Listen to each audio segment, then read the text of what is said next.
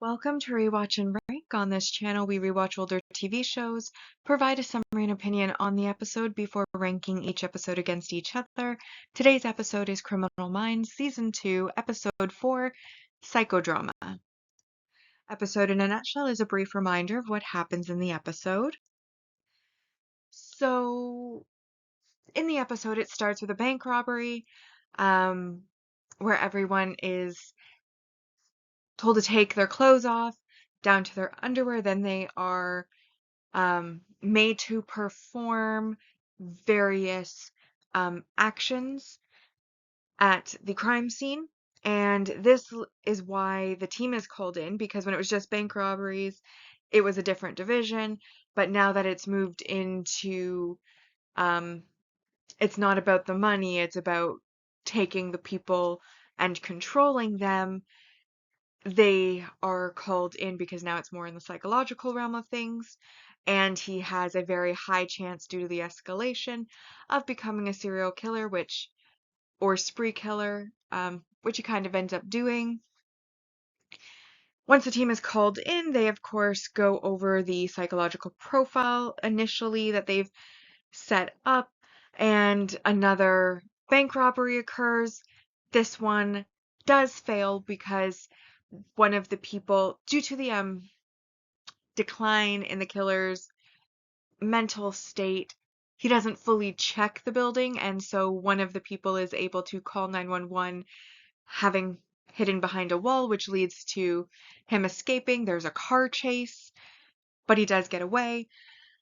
And then he basically changes things up because it's no longer about the money. It is now about actually having the people that he is holding hostage act out various scenes. In the first bank, it was a sexual scene. In the second bank, like I said, it failed, so who knows what that would have been. Third time, he goes into a little cafe and ends up separating parents and children, and then makes one of the boys hit his mother. When he refuses to hit her a second time, he ends up being killed by the unsub, Caleb in this case, and he then leaves before the police come. Next, we have the family from the first bank, who is the bank manager and his wife and their two kids that were present there, questioned, and the son then says that after he left the bank, he said he was sorry, and this then leads them to realize that he potentially isn't actually a sexual predator. While they're having this realization, one of the most likely suspects is found and tracked down by Derek. However, they then realize it is not in fact him because of the fact that they've removed the sexual component, and it's actually what Reed identifies as a psychodrama, which is a technique that was used in the 90s in one particular prison in this universe that was using proxies to act out childhood traumas and as a way to try to come to terms with them and overcome them.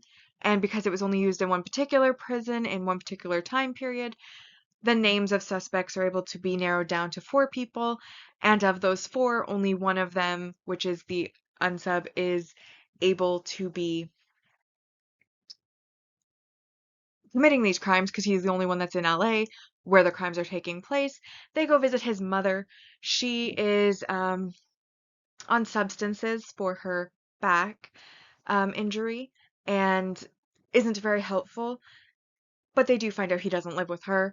They then go to the motel where there's a matchbook in the mother's house that has the name of the hotel on it.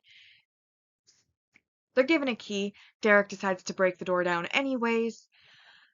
In the room, they find substances, but no killer, so they then realize he's on foot because his bike is still parked out front. They go to try to find him. They find one party taking place in a park. It's not the right party. It's actually a party in a backyard that he's taken hostage. And in this case, he is trying to get the son to shoot his mother. But luckily, Gideon and the rest arrive in time to have the killer arrested. Nobody ends up dead at the party, though I am sure they are all traumatized, and the unsub is then arrested. And I think that about summarizes the main points of what happened in the episode. Oh, no. There is also kind of an underlying little subplot about Aaron missing a hospital visit for his son Jack. Haley comes to the office before he's leaving to kind of confront him. You know, your son was at the hospital today. He has a condition. He had to do all these tests. He was wondering where his dad was. His dad wasn't there. But she ultimately does agree that he has to go. He can't stay behind. His team needs him. So he does leave. And then there's another point in the episode where he starts watching a video of his son's first steps.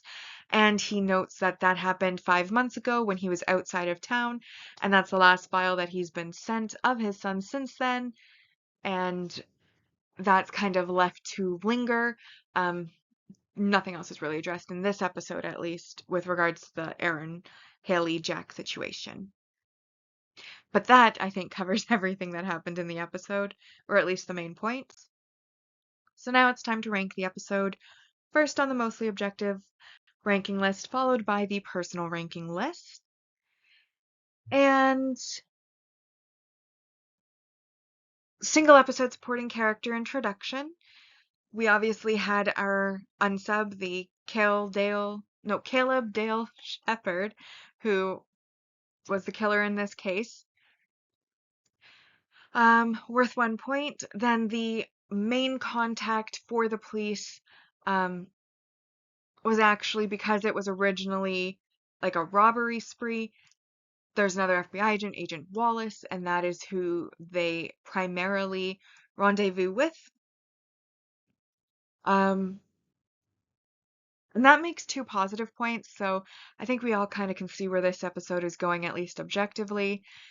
We then have our main relationship regression or breakup, and of course we have Aaron forgetting the appointment of his son, which causes Haley to come into the office to basically confront him about it. And then she sees his bag and realizes that he's about to go out of town, and he says he was just going to let her know from the car. So not even like going home first, he's got his bag at the office. And, she kind of gives him a bit of a speech about how, one day he's going to like look up and he's going to realize he doesn't know his son and his son doesn't know him because he's never home. He's not really there. And on the one hand, she married him while he was at this job. He had this job when they decided to have a child. And I know having a child changes things, but it's not like she didn't know what she was getting into or what his job demanded, which I think is why she is being so understanding of his not being around so much. But I do have to wonder, like, did they not have a plan for this before having a child, knowing that, what his job demands of them, whether that would be feasible, whether that's something they really want? Because when the series first started, season 1, episode 1, like, they seem to be in a really good place, and I don't think he's around any less than he was then. Only difference is now the child is actually born, so either way, it is definitely a regression of the relationship. Um, and basically, every time we've seen them since like the early episodes, they've kind of been a little bit fighting.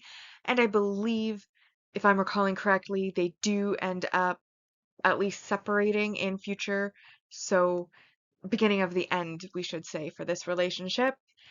Um, Next, we have the fact that this episode was unmemorable. Throughout watching it, I did not recall it, and we've had actually a pretty good run of memorable or semi-memorable episodes recently, I feel like, but this one is back to being unmemorable. In the sea of episodes, several seasons worth, double-digit worth of seasons worth of episodes, this one just does not stand out. So that does take 4 points from it. Ultimately, this leaves us in the negative, but the lowest score possible is a 1. That makes this a 1 out of 10 episode. And that brings our mostly objective ranking to in first, The Fisher King Part 2, The Perfect Storm, P911, and then this episode is in fourth, Psychodrama.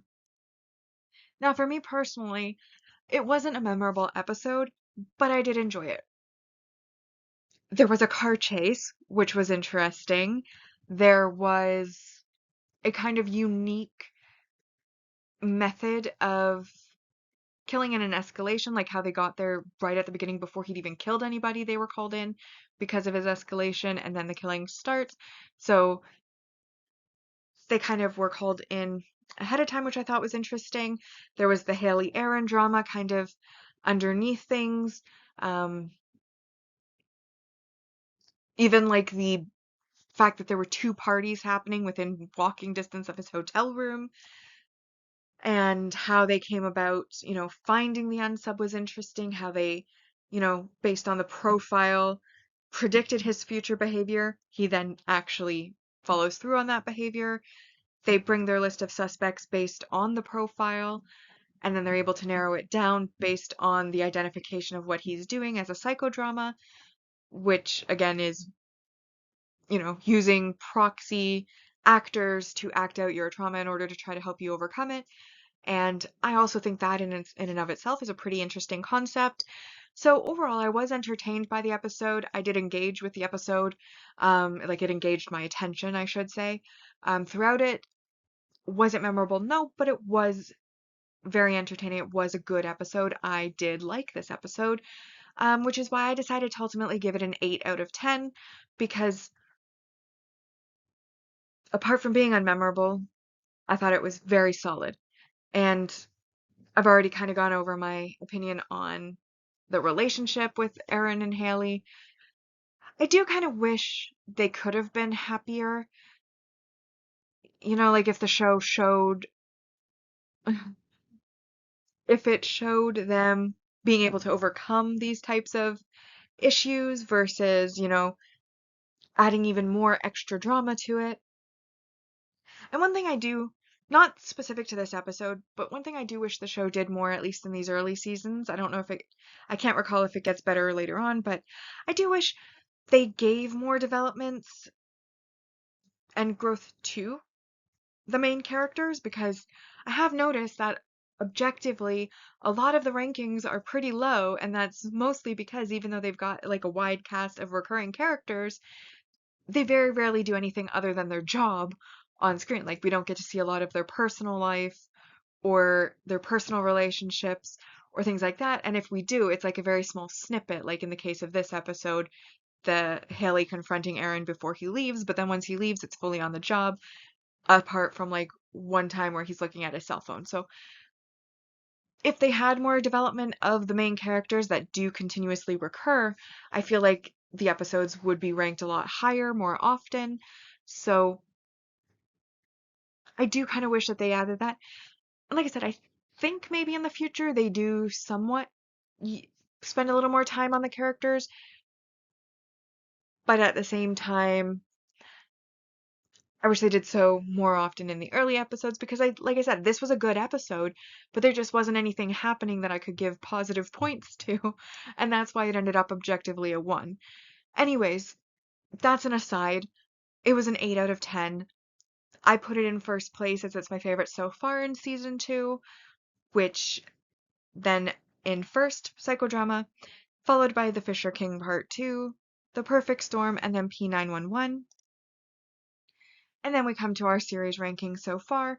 Of course, season 1 is in first place across both lists, and then season 2 so far has a score of 19 out of 230, and on the personal side, a 29 out of 230. But with that, we've now rewatched and ranked Criminal Minds Season 2, Episode 4, Psychodrama. Like and subscribe if you'd like to, and I'll see you in the next episode.